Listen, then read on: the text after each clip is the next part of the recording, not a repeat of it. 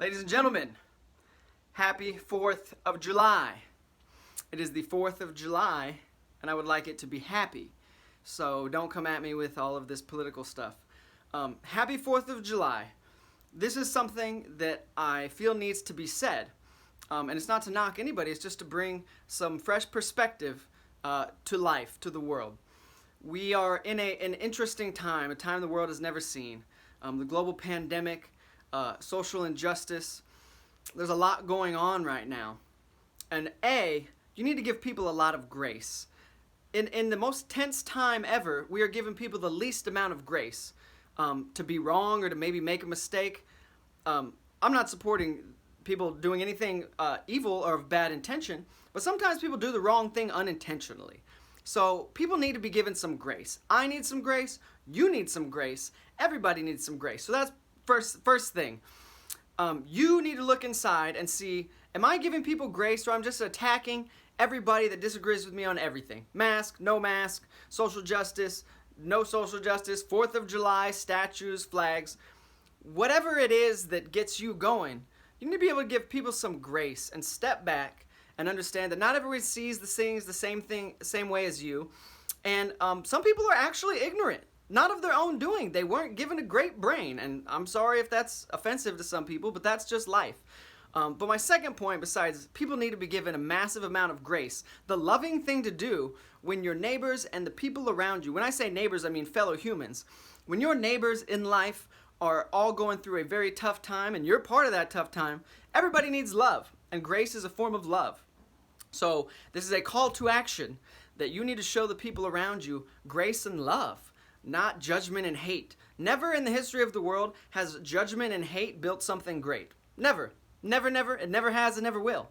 So, point number 2 is that in a time where there's so much tension and we are all able to point out this is a problem, that's a problem, obviously coronavirus is a problem, obviously social injustice is an issue, we're all able to point out problems. But let me say this, as somebody that's led a real business and led teams, you have to communicate to people. If you have no solutions, you're not helpful to the team. Problem pointers are everywhere. If you have a functioning brain, you can figure out, hey, there's a tornado, that's broken, this needs to be fixed. That doesn't take a whole lot of mental capacity to point out problems. What does take a mental fortitude and a more developed psyche is having solutions to problems. So I just want to take this time right now to say, I don't have all the solutions to the problems. My suggestion is, 1, be kind to people. You can break down barriers you didn't even understand. You don't need guns, you don't need bombs. Love and kindness, as cheesy as that sounds, are practical solutions. But I want to go back to the problem pointing. In a time where we're all pointing out problems and we're mad about this and mask and no mask and Democrat, Republican, Trump, not Trump, those are all problems. So don't feel special that you pointed out a problem because everyone sees the problem, the majority, and some people don't. But here's something I would like to add, a fresh perspective that I haven't heard anybody really saying, but it's something I felt deep within me past 2 weeks or so, is what we are lacking right now, and all the conversations going on, I'm in full support of the logical conversations, whether it's race or COVID, that are aimed at a solution. Hush, Fred. That's my cat. I am in full support of any conversation that's aimed at a solution for a problem. But what we're lacking, and here it is, the bombshell, what we're lacking is a sense of gratitude. If you were born in America, you had a head start over 99% of the world. You did. Black, white, Asian, whatever. And I'm not trying to take away from the social injustice, because being a person of color in America does put you at a disadvantage in America. But I'm saying taking a step back and understanding that on a global scale, just for a day, for an hour, for 5 minutes, we must remember to take an inventory of the things that we have to be grateful for. Because if you lose... All right, this cat's got to get out of here. Fred, you're going? Sorry, man. If you lose sight of the things that you are grateful for, everything becomes negative. Once you lose positivity, there's no balance on the scale. And we have not done a good job. I think collectively, not every person, collectively, we haven't realized how much we have to be grateful for. Again, if you wake up tomorrow in America, you have more opportunity than 99% of the world. So I just want to remind people that as much as we have a long ways to go, and a lot that we can be better at, we also have to take an inventory of what we have to be grateful for. We do live in the freest nation on earth. And we are the only, we have the largest constitution that clearly states we are given the basic right of personal freedom in America. That's not the fact in every country. Again, hear me clearly. I'm not defending the wrongs and the evils that have been done by people in America, or even the evils that have been done to people to help build America. Again, you have to give credit where credit is due, and there are pros and cons, but all this is just to say to be grateful. I'm not defending any position. I'm very much in support of social justice and reform and getting rid of COVID and all the negative things. I'm about getting rid of all of them. And it takes a sense of gratitude, though, to keep yourself grounded, to keep yourself sane, and to do the right thing so you can remain a good, positive person if you really want to enact change. So my whole point on 4th of July, as a lot of people attack America and say, screw your 4th of July for what? This is all I would say.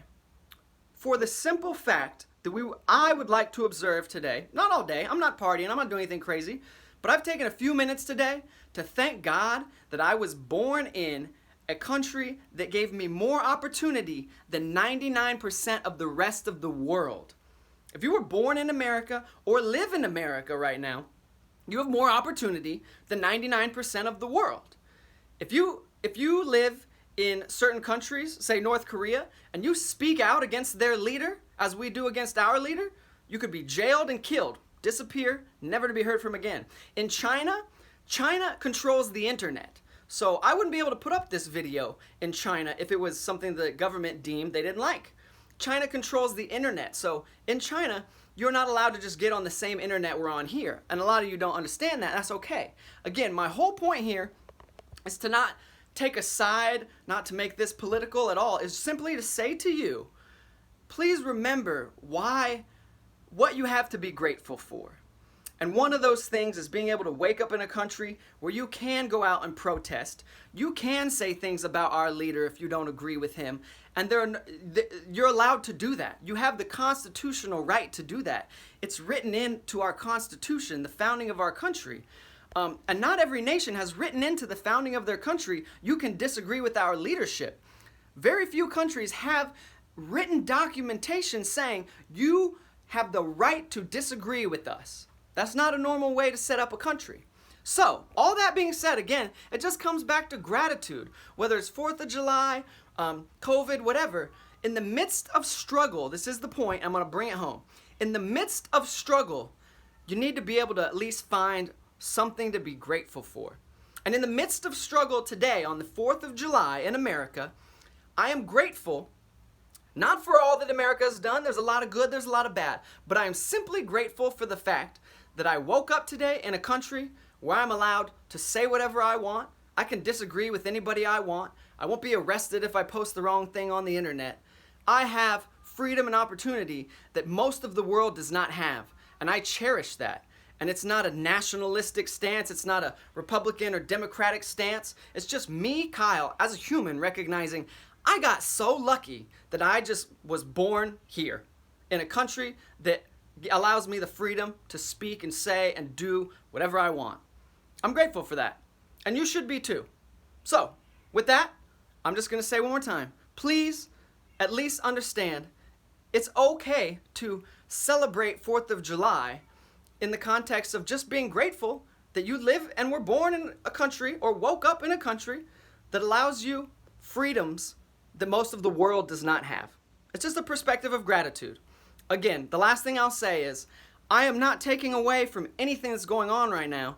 If you've followed me for any amount of time, you understand that I am on the side of justice. I will always fight for what's right, and I do not defend the actions that America has taken in many circumstances over hundreds of years. But I'm still grateful that I was able to live in a free country.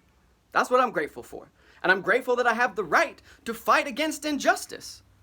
And I'm going to continue to do that. And I'm grateful for it. So again, if you haven't heard me say grateful, turn on your filter.